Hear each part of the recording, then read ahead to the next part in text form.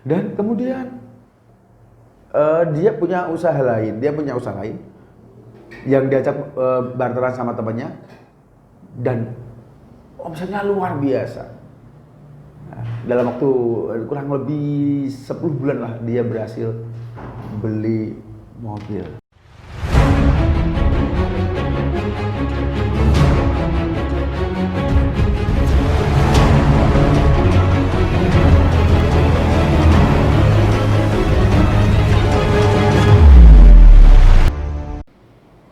Jumpa lagi dengan saya Mas Azi di channel YouTube Kolektor Pusaka. Dan kali ini saya akan berbagi info kepada Anda mengenai, jadi ada klien dia tuh udah punya ya pekerjaan yang mungkin di pendapatannya di bawah standar lah ya, UMR dan lain-lain, dan dia mempunyai rumah yang tidak begitu besar, rumah baru, dan dia kendaraan punya sepeda motor, tapi dia belum mempunyai mobil. Jadi ekspektasinya dia itu punya mobil, singkat ceritanya begitulah. Singkat ceritanya dia ekspektasinya itu pengen punya mobil, ya mobil yang kisaran harga berapa, 200 jutaan lah. Terus saya nasihatin, kenapa kamu pengen punya mobil, kan perbaiki rumah dulu, dan kalau punya usaha atau udah bekerja, buat usaha lain lah, supaya ada pemasukan lain. Kalau semisal rumahnya belum ada garasinya, kasih, dalam arti buatlah garasi dulu kalau punya mobil. Jadi saya itu menasihati dia dalam kategori apa ya, intinya jangan dulu lah punya mobil gitu loh. Karena apa? Karena saya melihat usaha dia itu maksudnya kerjanya itu pendapatannya UMR. Jadi semisal untuk beli mobil cash itu tidak begitu masuk akal. Ya bisa, tapi butuh waktu berapa tahun itu untuk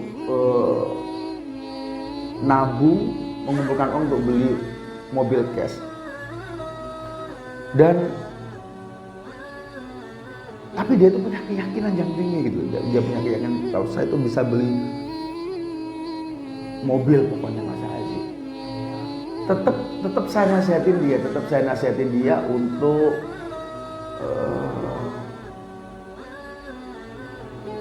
cari usaha lain, maksudnya dia harus punya usaha lain gitu, supaya ada pemasukan lain, ada sumber dana lain gitu.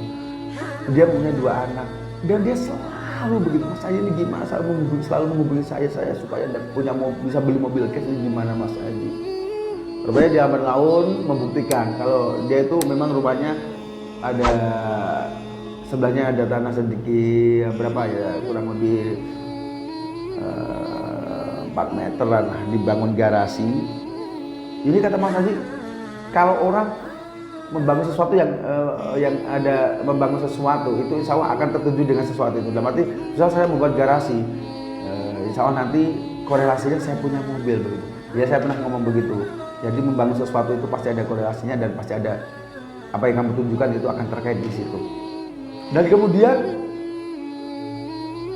saya hanya menyuruh dia membaca sholawat. Tapi saya tidak bilang untuk menjamin itu berhasil 100% tidak.